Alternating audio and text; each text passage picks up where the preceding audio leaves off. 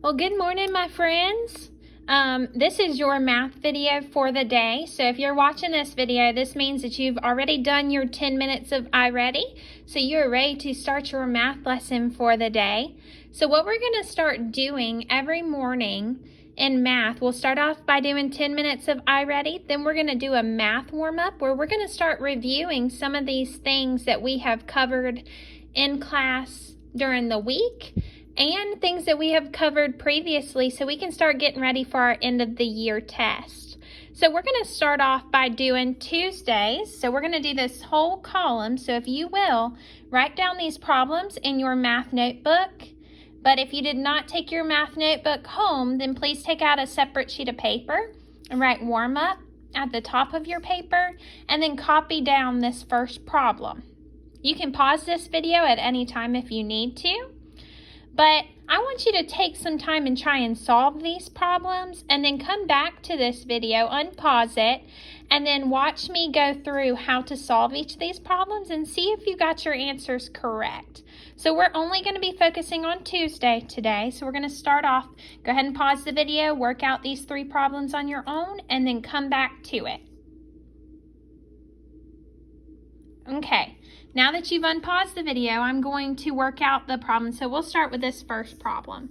So I see I have parentheses and brackets. So I know when I'm doing my order of operations, that's our Doritos that we talked about at the beginning of the school year. We know we start with our parentheses first. So we do 8 minus 2 equals 6. And then we remember that we have to rewrite the rest of our problem. So I rewrite that times 5, still adding those brackets around because I haven't gotten rid of them yet. Add that plus 4. Then I do 5 times 6 because it's in the brackets. 5 times 6 is 30. Rewrite the rest of my problem because I'm creating my Dorito.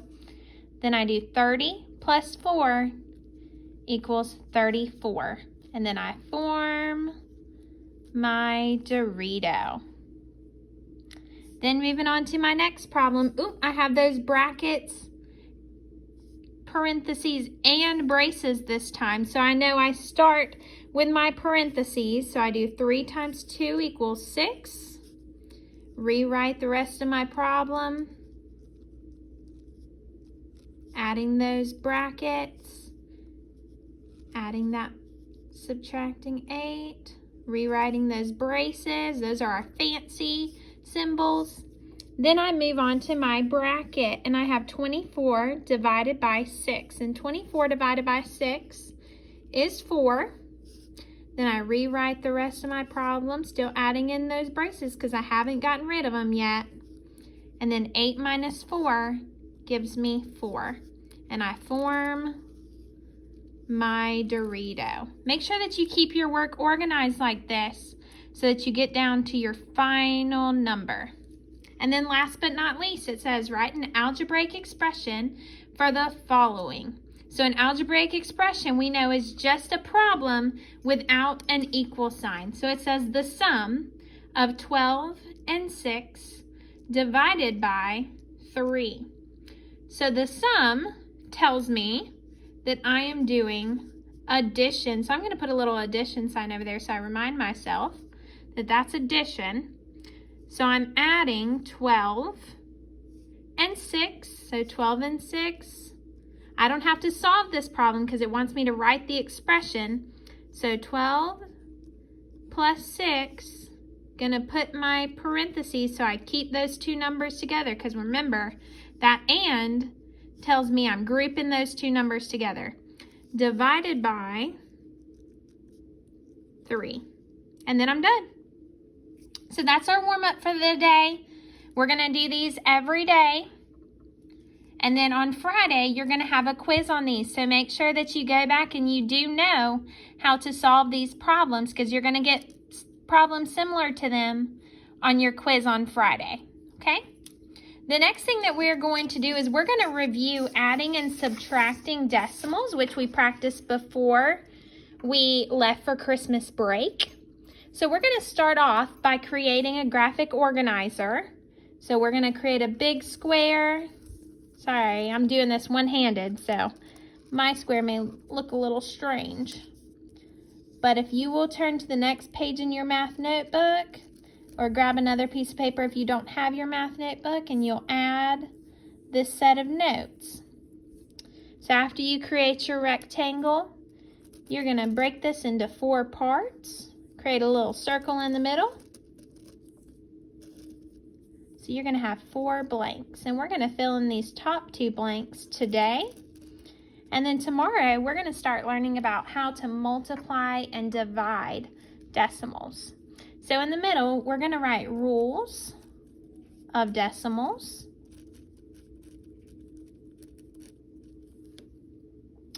You're going to put a plus sign in the top, then a minus sign on the other side, then multiplication, then division.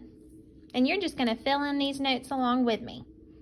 So we're going to start off by looking at addition, and we're going to write down how to solve an addition problem with decimals. So the first thing we know to do is we find the decimal.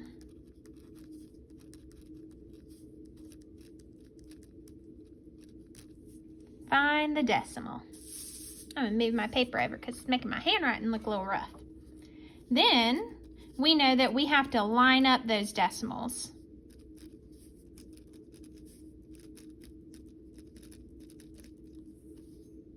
Then third, we fill in our empty spots with our zeros, because we know zeros are just placeholders.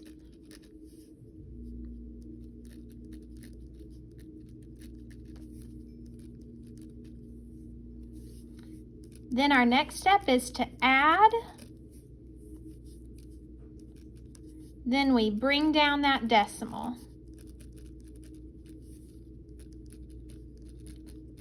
to our final answer. And we're going to create a little example so that we know what to do. So if you write 12 5/10 plus 9 74/100, and we find our decimals. So we have a decimal here and we have a decimal here in these numbers, and we're going to line our decimals up. So I'm going to write my first number.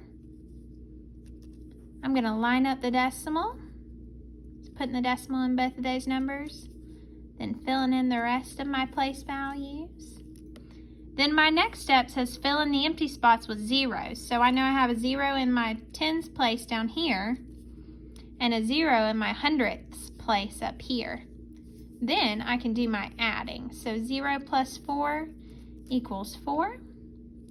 7 plus 5 equals 12. So I carry my 1 over. 9 plus 2 equals 11. Plus 1 equals 12. Carry my 1 up top. 1 plus 1 equals 2. Then I just bring that decimal straight down. So my final answer is 22 24/100. Next, we're going to look at our subtraction. So again, our first step is to find our decimals.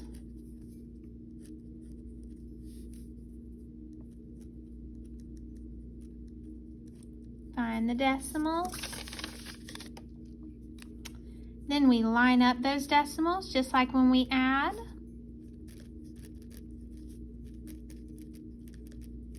And you can pause this video at any time if I'm going too fast for you to write down. Then our third step is to fill in those empty spots again.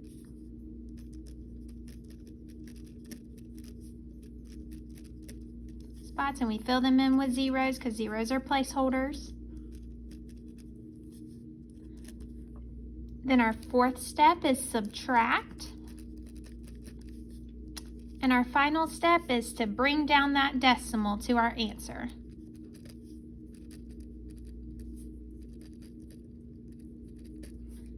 And an example of this one, we're going to do 18 7/10 minus 11 23/100. So the first thing we do is we find our decimal. So I have a decimal here and a decimal here. I'm going to rewrite my problem. 18 7/10 minus I line up my decimals. And then I'm going to fill in a 0 in any of these empty spots. So I know I need a 0 here in my hundredths place.